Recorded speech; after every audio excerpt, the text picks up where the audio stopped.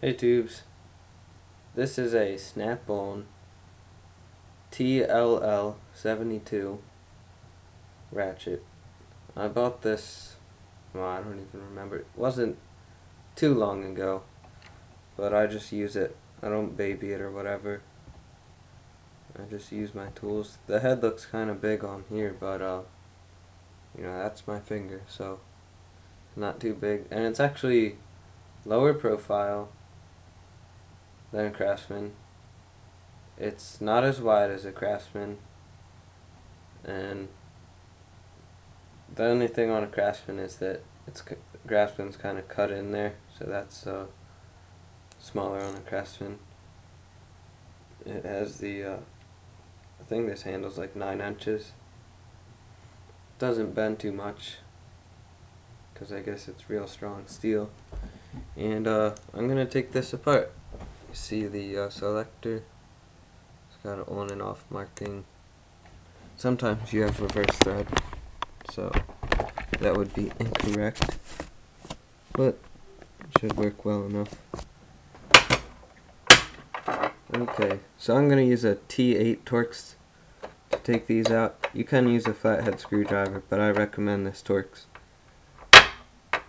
And as I take these out, you'll probably notice the covers coming up. See that? Which it's a really good design from Snap-on, because I know on my Craftsman's it's just a cover plate, no gaskets there. Sometimes when you pull the plate off, the pawl thing comes out. So here's what it looks like when you first take it apart. Get some more light. You have the main ratcheting piece. You have your two little pawl things. Here's a spacer and a spring. And there's more parts. So on here, the teeth feel like they're precision machined or something. And they don't look messed up. The Craftsman's kind of look fucky. I'll put the parts here so you can see them. Actually, I'll put them here. Then you have these two little pawls, which are held together with a spring. More on that later. Then you can take out this spacer. Oops, I took the spring out. First time that's happened. And you get the spring out. Usually you don't even have to take all this crap apart. I'm just showing you. There's a ball bearing right here. See it? And it goes right where that spring is. And I'll show you what that's for. You can just push this out. It has a seal as well, right here. Then you have, I think I'll clean it up a bit with a gun cleaning patch.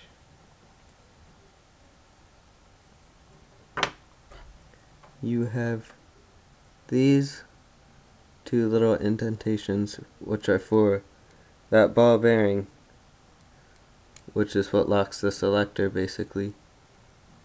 This goes into part of the spacer, this little tit here, and then this area right here,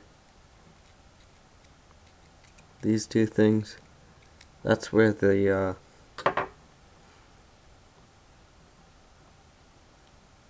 little tits on these paws go. It just goes like one at a time basically. So I'll put it back together. Just drop this in here. I put it off to the side a little bit. Makes it a bit easier.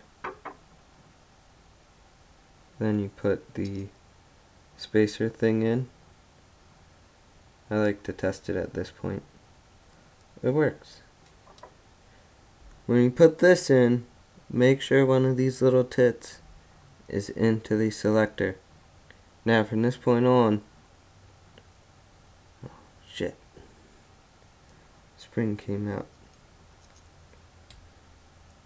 Never had that happen before either.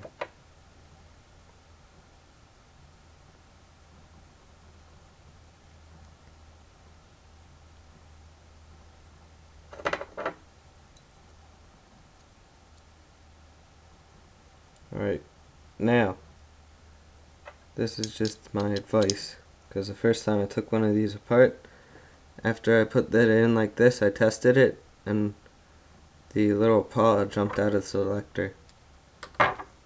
Now put the plate back on. If you can't press it down, something's wrong, and you should fix it.